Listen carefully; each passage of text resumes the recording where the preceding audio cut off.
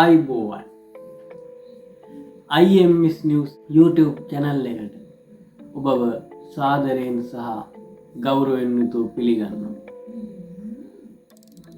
මම අද වෙනස්ම මාතෘකාවක් ගැන කතා කරන්න තමයි බලාපොරොත්තු. ඒ කියන්නේ දැන් මම YouTube අවකාශය තුලත් නිවුස් පේපර්ස් වලත් මම දකින ඕන තරම් මේ ඩයස්පෝරා. මොකක්ද මේ LTT ඩයස්පෝරාව කියලා කියන්නේ?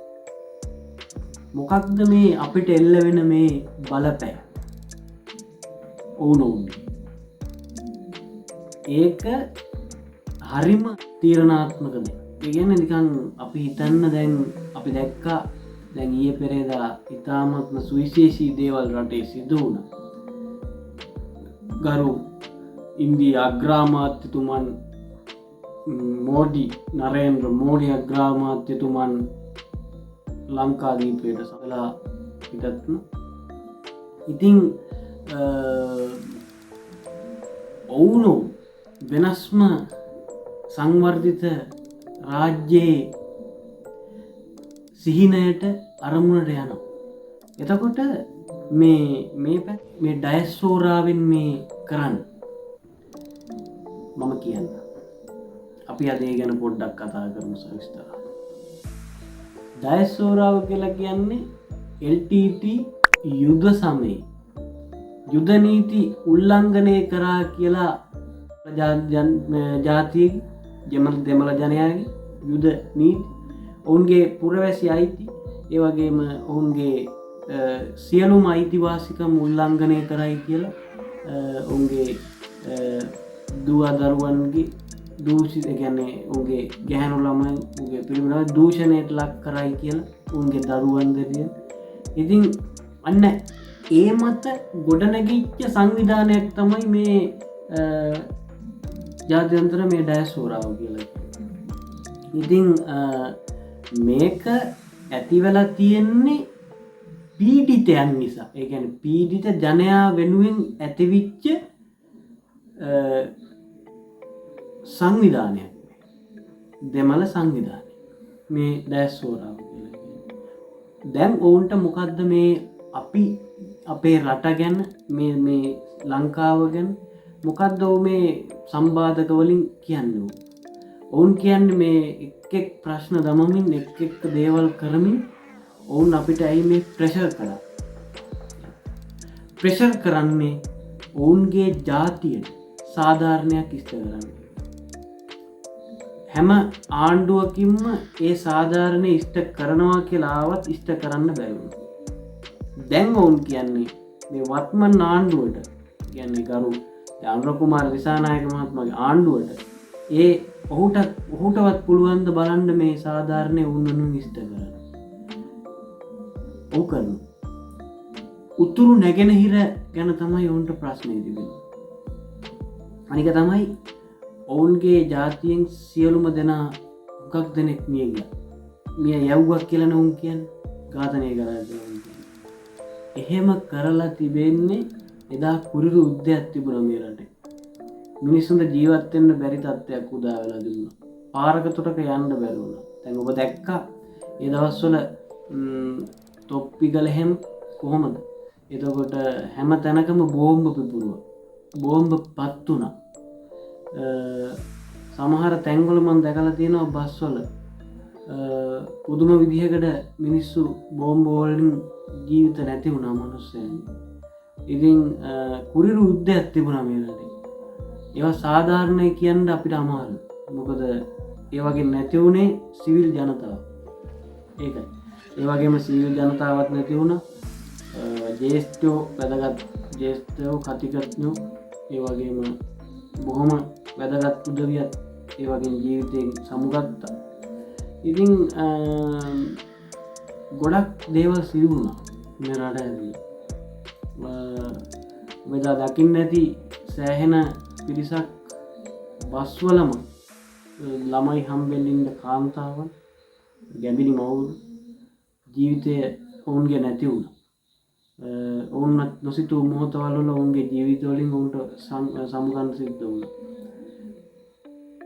ඔවුන්ගේ ශරීර වල ඇතුළාන්තය පවා එළියට ඇවිත් තිබුණා. ඔබ දැක්කා. රට තුල සෑහෙන ඛේදවාචකයක් තිබුණා. දිනපතා එක එක දේවල් සිද්ධ වුණා. හරි. අපි ඒක දැන් පැත්තකින්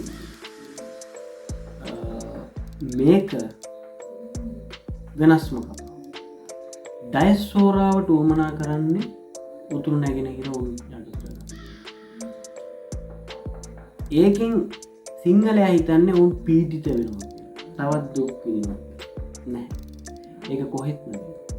සිංහලයට එහෙම කොහොමත් වෙන්නේ. සිංහලයට තියෙන්නේ ඔවුන්ගෙන් මිදෙන්න, ඔවුන්ගෙන් අයින් වෙන්න. ඔවුන්ගේ කොටස උතුරු නැගෙනහිර ඔවුන්ට ලබා දීලා, ඔවුන්ගේ අයිතිය ඔවුන්ට ලබා දීලා අපට තිබෙන්නේ අපගේ අයිතිය රැකගෙන පාඩුවේ පැත්තකට. ඔවුන්ගේ අයිතිවාසිකම් ඔවුන්ට ලබා දෙන්න. ඒකයි ඇත්ත. දැන් ඇත්තරම කිව්වොත් එහෙට පන්සල් ඕනේ නැහැ. මෙහෙට පන්සල් ඕනේ. ඉතින් ඔවුන් කියන්නේ ඒකයි. ඔවුන්ට නිදහසේ ජීවත් වෙන්න මේ පැත්ත සලකලා දෙන්න. ඒ පැත්ත ජීවත් වෙන්න ඔවුන්ට වෙනම රාජ්‍යයක් උන්ට හදලා දෙන්න. පාස්පෝර්ට් ක්‍රමයකට අපිට යන්න පුළුවන් නේද? ඒකයි. එන ටුවරිස්ට්ලා ෆොරිනර්ස්ලාට පාස්පෝර්ට් ක්‍රමයකට මේ පැත්ත යන්න පුළුවන්. ඒකයි. ඉතින් ඒ පැත්ත බෙදෙන්න ඕනේ කියන මතය තමයි මම නන්නේ. මොකද ඒ පැත්ත බෙදුනොත් මේ රට හැදෙයි. එහෙම නැති වුණොත් තව මේ රට ප්‍රශ්න ගොඩකට යයි. ඒක තමයි ඇත්ත කතාව. අපි හිතන්න ඕනේ දැන් තවමත් මේ රටේ ඒ ගිනි දැල් නිවිලා නැහැ. 88 89 70 කින් පටන් ගත්ත බීසනේ LTT යුද්ධ දක්වාම ආවා. ඒක තමයි ඇත්ත කතාව. ඉතින් මේවා ඉතාමත්ම බැරෑරුම් ප්‍රශ්න මේ රටේ. මේ වගේ මිදෙන්න නම් අපි දැනමුතුකම් ඇතුව මේවා ගොඩනගන්න, මේවා අවබෝධයට අරගෙන කටයුතු කරන්න. මම හිතනවා අනුර කුමාර දිසානායක මහත්මයා මේවා ටිකක් අවධානයට අරගෙන කටයුතු කරයි කියලා. එහෙම වුණොත් මේ රට හැදෙයි. ඒකයි ඇත්ත කතාව. දැන් ඔය පැත්ත බෙදාගන්නනේ ඔවුන්ට ඕන වෙලා තියෙන්නේ. ඔවුන්ට ඔවුන්ගේ කොටස ලබා දෙන්න. එච්චරයි වෙන්න ඕන. ඔවුන්ගේ කොටස් ඔවුන්ට ලබා දුන්නොත් ඔවුන් නැගිටි. ඔවුන් ඕමනා දෙයක් කරගන්න. අපිට ඒක කිසිම ගැටලුවක් නැහැ. ඒවා අපේ පැත්තක් නෙවෙයිනේ. ඒ ඔවුන්ගේ රාජ්‍ය. මේ ඉන්නේ අපේ රාජ්‍යය. ඒක තමයි ඇත්ත කතාව. ඔය ඩයස්පෝරා වලින් ඔය කිසිම ඔය සංවිධාන වලින් ලංකාවට ප්‍රශ්න නැහැ. ඔය සම්බාධක වැටෙන්නෙත් නැහැ ලොකු ලොකු රටවලින්, රාජ්‍යවලින්. ඒක තමයි ඇත්ත කතාව. ඉතින් ඔව විසඳ ගන්න ඕනේ අනිවාර්යෙන්ම. නැත්තම් මේ රට කවදාවත් දියුණු කරන්න හම්බෙන්නේ නැහැ. උන්ගේ අයිතිවාසිකම් උන්ට ලබා දෙන්න. උන්ගේ නිදහස් ජීවිතේ, විලිංගිදත්වය උන්ට සැහැල්ලු වෙන්න උන්ට ලබා දෙන්න. අපිට අපේ සිංහල අයටවත් අද මේ රටේ ජීවත් වෙන්න බැරි තත්ත්වයක් උදා වෙලා තියෙනවා. අද අපිට ඇත්තටම අපේ අයිතිවාසිකම් අපිට කිසිම දෙයක් නෑද. ඔවුන්ට ලැබුණත් සහනයක් අපිට කොහෙන්වත් රටකින් ලැබෙන්නේ නැහැ. අපිට මේකෙන් හම්බෙන දේ, උපේන දේ විතරයි අපිට තියෙන්නේ. අපිට වෙන බටහිර රටවල් වලින්වත්, අපිට වෙන කිසිම දෙයකින්වත්, කිසිම සංවිධාන වලින්වත් අපිට සල්ලි හම්බෙන්නේ නැහැ. අපිට මුදල් ලැබෙන්නේ නැහැ, ඩොලර් එන්නේ නැහැ. ඒකයි ඇත්ත. අපිට මේ රටෙන් දුක් මහන්සි වෙලා අපි වැඩක් කළා කීයක් හරි හොයාගත්තොත් තමයි අපිට ඒක තියෙන්නේ. එහෙම නැතුව අපිට කොහෙන්වත් සල්ලි දෙන්න දෙන්නේ රටකුත් නැහැ, ජාතියකුත්. අපි දුක් මහන්සියෙන් හොයාගත්තොත් තමයි අපි කාලේ ඉඳලා ජීවත් වෙන්නේ. දැන් මේ රටේ මම දන්නවා උඩරින් ප්‍රශ්න වැඩි වෙලා තියෙන්නේ. රට ඉවරයි කියනවා තමයි. මම එහෙම කියන්නේ නැහැ දැන් මම. මේ රට හැදෙයි කියලා තමයි අද මතේ තමයි මම ඉන්නේ. බලමු ඉස්සරහට. ඉතින් මම ඔය ගැන කතා කරන්න කෙටි වීඩියෝ එකක් ගෙනයි තව ඉදිරියේදී ගොඩක් දේවල් මම කතා කරන්න බලාපොරොත්තු වෙනවා මම කියන්නේ. ඉතින් ඩයස්පෝරාව කියලා කියන්නේ ඔන්න ඩයස්පෝරාවට ඕනේ ඔන්න ඔය ටික තමයි. අනිවාර්යයෙන්ම උතුරු නැගෙනහිර වෙන් වෙන්න. උතුරු නැගෙනහිර බෙදන්න. ඒකයි කියන්නේ. ඒගොල්ලෝ අරගල කරන්නේ, උද්ඝෝෂණ කරන්නේ ඒ සංවිධාන වලින් මේ ඒවා වැඩි දියුණු කරලා උන්ට මුදල් සපයලා එක එක දේවල් වලින් ඒවා නගා සිටවන්නේ මේක නිසා. වෙන කිසිම ගැටලුවක් නැහැ. ඒක තමයි ඇත්ත කතාව. සිංහල ජනයා එහෙන් අයින් කරන්න කියලා උතුරු නැගෙනහිර. ඉතින් ඕක කරපු දවසට මං හිතනවා මේ හැදෙයි කියලා. දැන් අපිට ඇත්තටම මේ රටේ විඳින්න කියලා මේකේ සැපක් නැහැනේ. දැන් අවුරුද්දක් කියලා එනවා හිටානේ. කිසිම තේරුමක් නැහැ. කඩේකට ගිහිල්ලා බඩුවක් ගන්නද ඔබ ඒක දන්නේ? මම මගේ වීඩියෝ වලත් කලින් වීඩියෝ වල මම හැමතිස්සෙම ඒ ගැන කතා කළා. නමුත් ඒවට කිසිම විසඳුමක් මේ රටේ තාම අපි S2කටවත් තාම දකින්නේ නැහැ. කිසි දෙයක් කරලා තියෙන්නේ. තවමත් ඒ මිලම තමයි බඩු ගන්න. දැන් සමුද්දී හරහා බඩු මලු දෙනවක සමුද්දී අස්වැසුම නැති අය. ඉතින් ඒකත් නෑද? ඒකත් නැහැනේ තාම. ඒකත් හම්බුනේ. ඉතින් මේ රජයත් කොයි පැත්තටද යනවද කියන එක නම් ටිකක් දෙගිඩියාවක් තියෙනවා මිනිස්සුන්ට. අපි එදිනෙදා අපි රැකියාව කරන හින්දා අපි වැඩ කරන හින්දා ඒ සමාගම් වල පවා ඒ අය මේ මාලිමාවට මේ ජාතික ජනබලවේගයට උන්ගේ ඡන්දය ප්‍රකාශ කරනවා. හැබැයි ඔවුන්ට සාධාරණයක් තාම ඉෂ්ට වුණේ නෑ මේ රටේ. ඒකයි. ඔවුන් හිතපු දේ තාම සිද්ධ වුණේ නෑ මේ රටේ. කරන්න බෑ එකපාර. ඒක ඇත්ත. නමුත් යම් කිසි දෙයක් මිනිස්සුන්ට දැනෙන විදිහ දෙයක් කරගන්න තාම බැරි වුණා මේ රටේ. ඉතින් ඔය ගැන කතා කරන්න තමයි මම මේ වීඩියෝ එක ගෙනාවේ. දිග දුර යන්න දෙන්නේ නෑ මම වීඩියෝ එක. එහෙනම් මම නවත්තුනවා වීඩියෝ එක. ඩයස්පෝරාව කියන්නේ ඕකයි. ඉතින් අපිට නැති ප්‍රශ්න තව වැටෙනවා ඉස්සරහට. ඕවා හරියට පිළිවෙලක් ඇතුළු කරන්න ගියොත් ඕවා ගැන ලොකුවට කතා කරන්න ඕන. අනිත් එක තමයි මම එදා ඉඳන්ම කියන දේ තමයි මේ රටේ පාලකුන් මේගොල්ලොන්ට ගෙනියන්න අමාරුන. මේ රට ඉන්දියාවේ දූපතක් බවට ඉන්දියාවේ කොටස්කරුවෙක් බවට පත් කරන්න. මං කියන්නේ ඒකයි. ශ්‍රී ලංකා ඉන්දියා. ඒ කියන්නේ දැන් අපි ඇමරිකාවට ඒ රටවල් එංගලන්තයට ඇමරිකාවට මේ කියන්නේ යුනයිටඩ් ස්ටේට්ස්. ඒ කියන්නේ ඇමරිකාව. එතකොට බ්‍රිතාන්‍ය යුනයිටඩ් කින්ග්ඩම්.